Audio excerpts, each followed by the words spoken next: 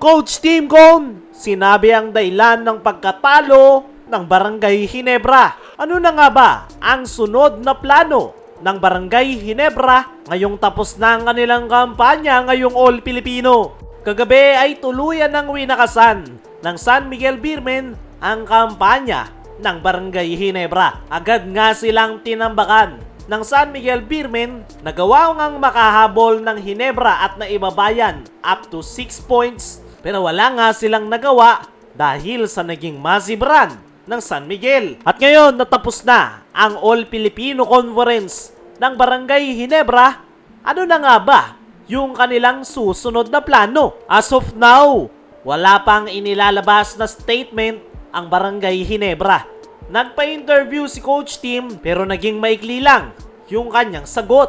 Pero kung ako ang tatanungin mga chong, obvious na kulang ang Ginebra sa front court position. Diyan nga sila dinali ng San Miguel Beermen buong semifinal series dahil sa naging 6 na laro ng Ginebra kontra San Miguel ay hindi bumababa sa 50 bench points para sa SMB. Yan talaga yung naging malaking butas ng Barangay Ginebra dahil tanging si Japet lang yung big man na kanilang naaasahan. Actually, hindi nga pansentro yung laro ni Japet pero napipilitan na lang magsentro dahil walang legit center si Coach Tim Cone.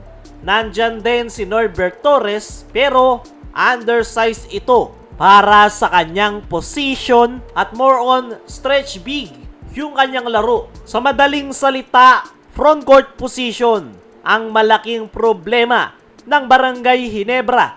Hindi lang sa nakalipas na semis, kundi buong conference. Okay na nga yung kanilang guards to forward position. Wala na nga tayong masasabi dyan. Solid na, pero hindi nga sila maka-all out dahil pinoproblema nila yung kanilang painted area.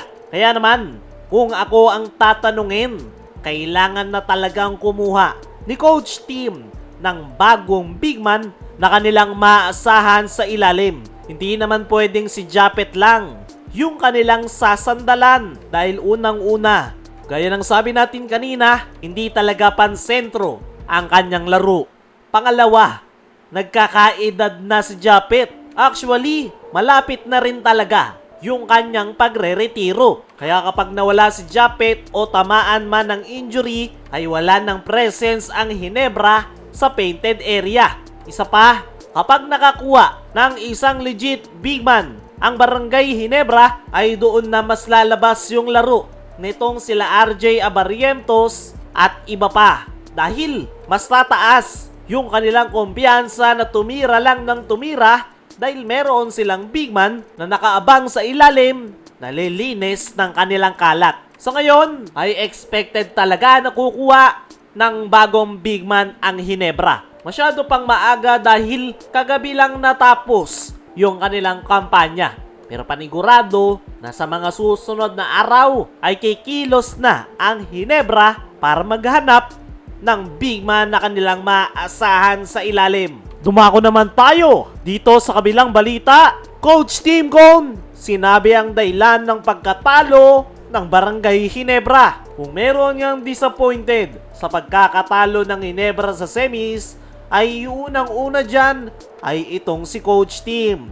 Ayon niya sa kanyang naging latest interview, ay deserve daw talaga ng San Miguel Beermen na makapag-advance sa finals dahil buong semis nga raw ay hirap sila natalunin ang nasabing kupunan. Nabanggit pa nitong si Coach Tim na napakalakas daw na kupunan ang San Miguel Beermen. Special mention pa nga nito si CJ Perez na grabe yung ipinakitang performance sa nakalipas na Game 6. Ayon pa nga mismo kay Coach Tim, ay si CJ Perez nga raw yung dahilan ng pagkatalo ng Ginebra noong Game 6. Dahil nga raw sa monster performance ni Perez ay nawala yung kanilang energy sa depensa. Nagawa man daw nilang makahabol sa dulo pero hindi pa nga rin daw sapat dahil napakalakas ng San Miguel Beermen. Para sa akin mga chong, Mahirap talagang kalaban ng SMB,